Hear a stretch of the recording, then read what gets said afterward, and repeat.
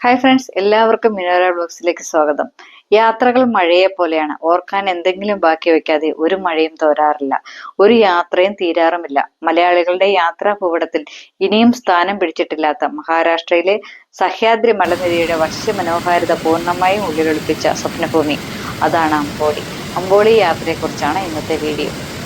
എറണാകുളം ജംഗ്ഷനിൽ നിന്നും 1 മണിക്ക് പുറപ്പെടുന്ന നേത്രാവതി എക്സ്പ്രസ്സിലാണ് ഇത് ഞങ്ങളുടെ യാത്ര. അത് അവിടെ നിന്ന് പോയി കഴിയുമ്പോൾ നമ്മുടെ ഫ്രണ്ട്സും എല്ലാം കണ്ണൂർ, കോഴിക്കോട് റെയിൽവേ സ്റ്റേഷനിൽ നിന്ന് എല്ലാവരും നമ്മൾ കയറി. ഏകദേശം നമ്മളൊരു 10-28 പേരുണ്ടായിരുന്നു നമ്മുടെ യാത്രയിൽ. പക്ഷെ ഞങ്ങളുടെ ട്രെയിനിൽ ഒരു രസം ഉണ്ടായിരുന്നു പറഞ്ഞാൽ ഇടയ്ക്കിടയ്ക്ക് കറണ്ട് പോകും. ഞങ്ങളുടെ ബോഗിയിൽ കറണ്ട് പോകും. അപ്പോൾ എല്ലാവരും ഇന്നണ്ട കണ്ടില്ലേ, ടോർച്ചെല്ലാം തെളിച്ച് ഇങ്ങനെ നിൽക്കും. അതങ്ങനെ ഒരു ഫോൾട്ട് ഞങ്ങൾ പോയ ബോഗിയിലുണ്ടായിരുന്നു. അതും പിന്നെ ഒരു രസമായിരുന്നു. എല്ലാവർക്കും കറണ്ട് പോയി കഴിയുമ്പോൾ എല്ലാവരും ഒരു ഭയങ്കരമായിട്ട് ചിരിക്കുകയും അങ്ങനെയൊക്കെ ഉണ്ടായിരുന്നു.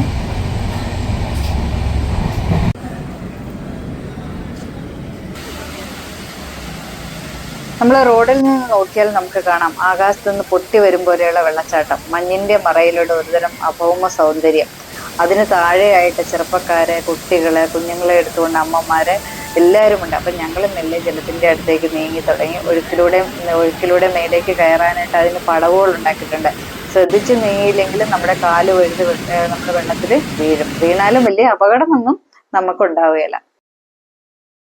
അങ്ങനെ അമ്പോലി വാട്ടർഫോളിലെ കാഴ്ചകളെല്ലാം കണ്ട് ഞങ്ങൾ താമസിക്കുന്ന ഹോട്ടലിന്റെ അടുത്തേക്ക് പോയി. അപ്പൊ ഈ കാണുന്ന ഞങ്ങൾ താമസിക്കുന്ന ഹോട്ടലിന് അടുത്തുള്ള ഒരു ഗ്രൗണ്ടാണ്. അപ്പൊ നമ്മൾ ആ താമസിക്കുന്ന സ്ഥലത്ത് ചെന്ന് കഴിഞ്ഞപ്പോൾ അവിടെ നല്ല മഴയുണ്ടായിരുന്നു. അപ്പൊ മഴയത്ത് എല്ലാവരും കൂടെ ഒക്കെ ചേർത്തിട്ടുള്ള ഡാൻസും ഫുട്ബോളും എന്ന് വേണ്ട പാട്ടൊക്കെ വെച്ചിട്ട് എല്ലാവരും അവരവരുടെ കുട്ടിക്കാലങ്ങളിലേക്ക് പോയി എന്നാണ് എനിക്ക് തോന്നുന്നത്.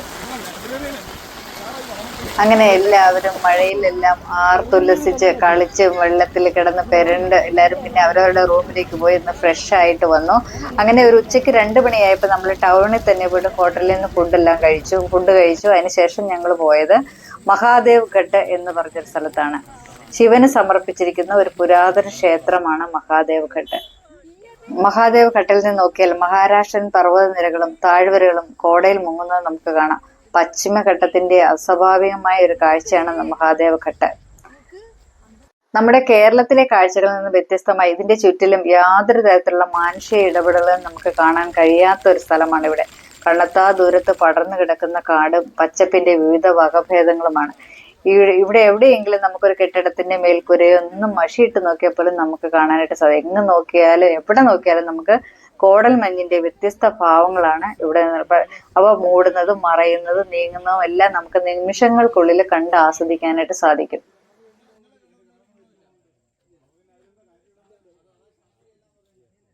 മഹാദേവ് ഘട്ടിലെ കാഴ്ചകളെല്ലാം കണ്ട് ഞങ്ങൾ പോയത് അമ്പോലി ഫോറസ്റ്റ് പാർക്കിലേക്കാണ്. വളരെ ചെറിയ മനോഹരമായ ഒരു പാർക്കാണ് അത്. ഇപ്പൊ നമ്മൾ അമ്പോലി പാർക്കിലേക്ക് പോയിട്ട് അവിടുത്തെ കാഴ്ചകളെല്ലാം കണ്ടു. അപ്പൊ നമ്മൾ പ്രത്യേകം ശ്രദ്ധിക്കേണ്ട ഒരു കാര്യം, അവിടെ എല്ലാം നിറയെ പാമ്പുകളുണ്ട്. റോഡിലെല്ലാം ബോർഡുകൾ കാണാം പാമ്പുകളുണ്ടെന്നുള്ളത്. അതുപോലെ തന്നെ നമ്മൾ മഹാദേവ് ഘട്ടിലേക്ക് പോകുന്ന വഴിയും അവിടെ സ്റ്റുഡൻസ് എല്ലാം ഇതിന്റെ ഗവേഷണത്തിനായിട്ട് വേണ്ടിയിട്ട് വന്നിട്ടുണ്ടായിരുന്നു.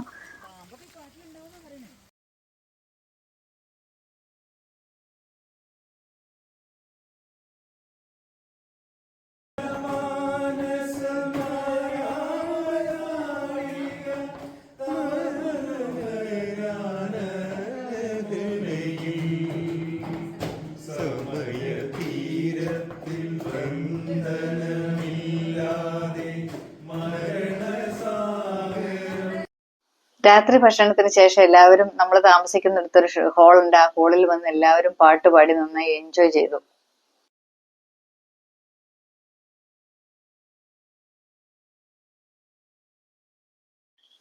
നെക്സ്റ്റ് ഡേയിൽ ഞങ്ങളുടെ യാത്ര എന്ന് പറയുന്നത് റിവേഴ്സ് വാട്ടർഫോളിലേക്കാണ്. അപ്പൊ പോകുന്ന വഴിയിലുള്ള കാഴ്ചകളാണ് നിങ്ങൾ കണ്ടില്ലേ. ചെടികൾ കണ്ടില്ലേ, ഒരു നല്ല റൗണ്ട് ആയിട്ടുള്ള ചെടികളെല്ലാം അവിടെ എല്ലാം നമുക്ക് കാണാനായിട്ട് സാധിക്കും. എന്ത് ചെടിയാന്നറിയില്ല, പക്ഷെ അതിൽ നിറയെ പൂവുണ്ടാവും എന്നാണ് അറിയാൻ കഴിഞ്ഞത്. അങ്ങനെ നമ്മൾ റിവേഴ്സ് വാട്ടർഫോളിലേക്ക് എത്തി. അവിടെ നമ്മൾ നോക്കുവാണെങ്കിൽ മനോഹരമായ ഒത്തിരി, അതായത് ചെറുതും വലുതുമായ വെള്ളച്ചാട്ടങ്ങൾ കാണാം. അവയിൽ ചില വെള്ളച്ചാട്ടങ്ങൾ താഴേക്ക് പതിക്കാതെ, അതായത് കാറ്റിന്റെ ശക്തിയിൽ മുകളിലേക്ക് തന്നെ ജലം അടിച്ചു വീശുന്ന വെള്ളച്ചാട്ടങ്ങളുമുണ്ട്. അമ്പോലിയിൽ നിന്ന് കോലാപ്പൂർ റൂട്ടിൽ 10 കിലോമീറ്റർ സഞ്ചരിച്ചാൽ നമുക്ക് റിവേഴ്സ് വാട്ടർഫോളിൽ എത്താം. ജൂൺ ജൂലൈ മാസങ്ങളിൽ ഏകദേശം 7ഓളം വെള്ളച്ചാട്ടങ്ങൾ കാണാമെന്നുള്ളതാണ് ഇവിടുത്തെ പ്രത്യേകത. അതുപോലെ തന്നെ ഇവിടെ താഴ്വരയിൽ നിന്ന് ശക്തമായ കാറ്റ് വീശുകയാണെങ്കിൽ താഴേക്ക് പതിക്കുന്ന വെള്ളം തിരിച്ചു തന്നെ നമ്മുടെ മുകളിലേക്ക് തന്നെ ആഞ്ഞടിക്കും. അത് നമ്മൾ വളരെ ഡേഞ്ചർ ആയിട്ടുള്ള ഒരു ഭയങ്കര അഗാധമായ ഒരു കൊക്കയാണ്. അതിനകത്ത് ആൾക്കാർ പോയിട്ട് മരിച്ചിട്ടൊക്കെ ഉണ്ട്. പോയിട്ട് അതൊന്ന് പൊടി പോലും നമുക്ക് അവിടെ നിന്ന് കിട്ടുകയില്ല. ഇപ്പൊ നമ്മൾ റിവേഴ്സ് വാട്ടർഫോളിൽ നിന്ന് നമ്മൾ ചെന്നപ്പോഴുള്ള കാഴ്ചയാണ്. അവിടെ തിരിച്ചു വരുമ്പോൾ കണ്ടില്ല, അവിടുത്തെ കടകളൊക്കെ നമ്മൾ ശ്രദ്ധിച്ച് പുല്ല് കൊണ്ട് മേഞ്ഞ കടകളാണ്. അതുപോലെ തന്നെ അടുപ്പൊക്കെ നമ്മൾ കാണണം. നമ്മൾ പ്രത്യേക അടുപ്പുകളും കാര്യങ്ങളൊക്കെയാണ് അവിടെ ഉള്ളത്. നമുക്ക് നോക്കുമ്പോൾ കാണാൻ സാധിക്കും അടുപ്പുകളെല്ലാം ഇങ്ങനെ പച്ച മരം കൊണ്ട് ഇങ്ങനെ അടുക്കി വെച്ചിട്ട് അതിനകത്താണ് കത്തിക്കുന്നതൊക്കെ. കണ്ടില്ലേ, ശ്രദ്ധിച്ചാൽ നോക്കുമ്പോൾ നമുക്ക് മനസ്സിലാകും. മരം ഇങ്ങനെ അടുക്കി വെച്ചിട്ടാണ് ആ ഒരു സാധനം ഇങ്ങനെ കറക്കി കറക്കിയാണ് അവരിങ്ങനെ അത് ഇതിലൂടെ തീ കത്തിക്കുന്നത് തന്നെ. അപ്പൊ അതൊക്കെ കാണുമ്പോൾ നമുക്കൊരു വ്യത്യസ്തമായ ഒരു കാഴ്ചയാണ് അല്ലെ. റിവേഴ്സ് വാട്ടർഫോൾ നമ്മൾ തിരിച്ച് രണ്ടാമത് പോയ സ്ഥലം നങ്കർദാസ് വാട്ടർഫോളിലേക്കാണ്. അമ്പോളിയിൽ നിന്ന് ഏകദേശം 9 കിലോമീറ്റർ ദൂരെയായിട്ടാണ് നങ്കർദാസ് വെള്ളച്ചാട്ടം ഉള്ളത്.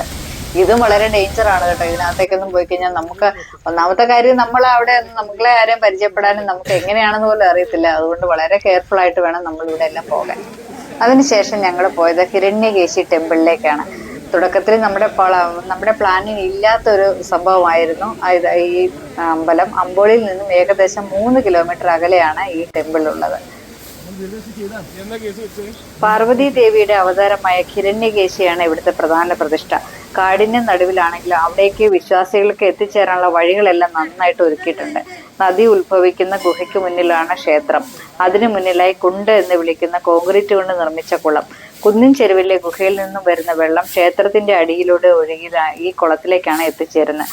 അവിടെ നിന്നും അത് നിറഞ്ഞു കവിഞ്ഞ കാട്ടുവഴികളിലൂടെ മറ്റനേക അരുവികളുമായിട്ട് സംഗമിച്ച് നദിയായി ഒഴുകുന്നു.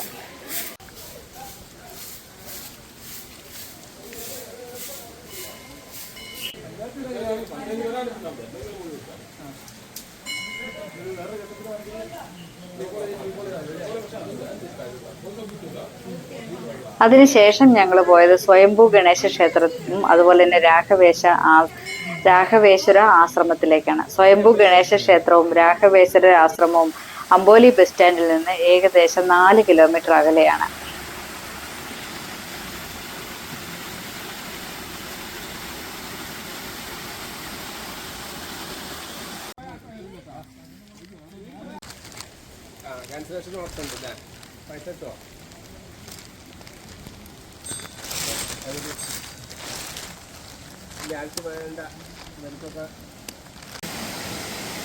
സ്വയം ഉത്ഭവിച്ച ഗണപതി, ശങ്കർ മഹാദേവ, നദി, വെള്ളച്ചാട്ടം, ഭഗവാൻ ശ്രീരാമ ക്ഷേത്രം, ധ്യാൻ മന്ദിർ, രാഘവേശ്വര മഹാരാജ് സമാധി മന്ദിർ എന്നിവയ്ക്ക് പേര് കേട്ട സ്ഥലമാണിത്.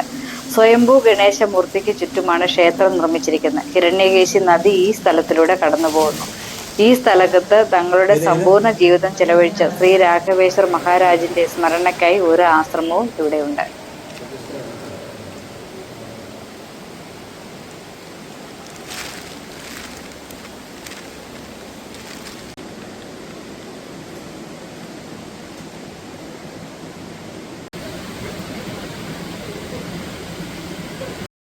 അങ്ങനെ ഞങ്ങൾ ഇവിടുത്തെ കാഴ്ചകളെല്ലാം കണ്ട് ഞങ്ങൾക്ക് ഒരു 5-8 പേർക്ക് പെട്ടെന്ന് അത്യാവശ്യമായിട്ട് ഞങ്ങളുടെ ജോലി സംബന്ധമായ കാര്യങ്ങൾക്ക് തിരിച്ചു പോരേണ്ടത് കൊണ്ട് ഞങ്ങൾ എന്ത് ചെയ്തെന്ന് പറഞ്ഞാൽ ഞങ്ങൾ സാവന്തവാടിയിൽ നിന്ന് ഞങ്ങൾ ഒരു ടാക്സി പിടിച്ച് ഗോവയിലേക്ക് വന്നു. അപ്പൊ ഗോവയിലേക്ക് പോകുന്ന വഴിയിലുള്ള കാഴ്ചകളാണ് ഈ കാണുന്നതെല്ലാം.